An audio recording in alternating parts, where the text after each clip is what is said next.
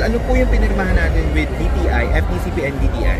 Ito yung para sa YC, no? Ito Young Creatives. Okay, because last year, this was started by Senator Jaime.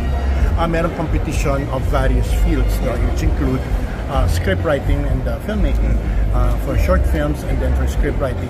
Dito pumapasok ang FDCP because territory namin yan. Pero marami pang ibang areas. May songwriting, may animation, okay, so marami pa. Meron pang games. Yung aming area is specifically for film. Yung nakita natin tatlo doon, yun ang winners. Okay, originally ang plano is the first prize got 1 million and then blah blah blah, no? But FDCP pushed it further. Hindi lamang yung nanalong script kukuha ng 1 million, but we're producing the movie. Okay, in other words, yung script ipaproduce natin, yun na natin. Sir, gano'ng kalaki yung help ng DTI sa programs ng FDCP? Ang laki. Ang laki.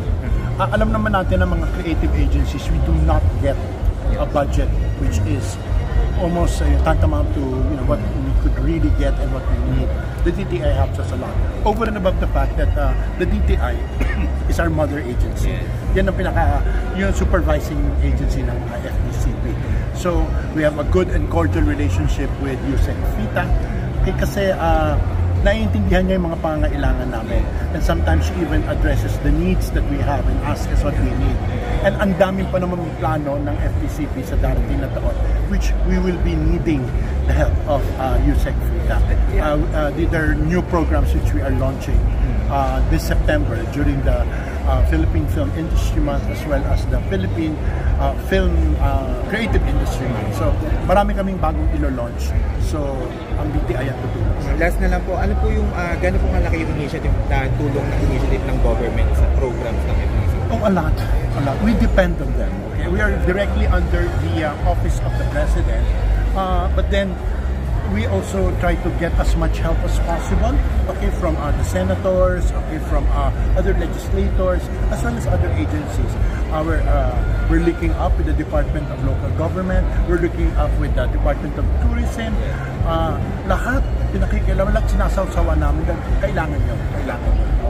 Not only for funding, but then for support. Okay?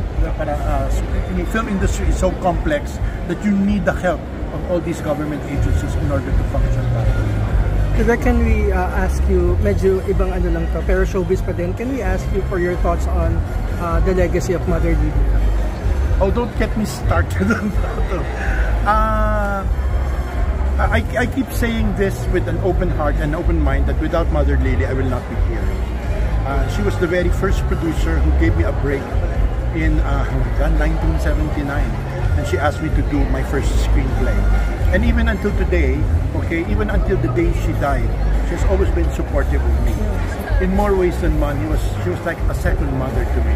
And when you look at the entire library of movies which were done by Mother Lily, no Philippine studio can match that. Okay. You have the Brocas, the Bernals, okay? Some of the great classics of Philippine modern cinema were produced by Mother Lily. And such a loss. It is. I mean, she is irreplaceable. That so much so that I was there the night, a few hours before she died, to say my goodbye. And when I saw her, I knew that when she goes, it's the end of an era.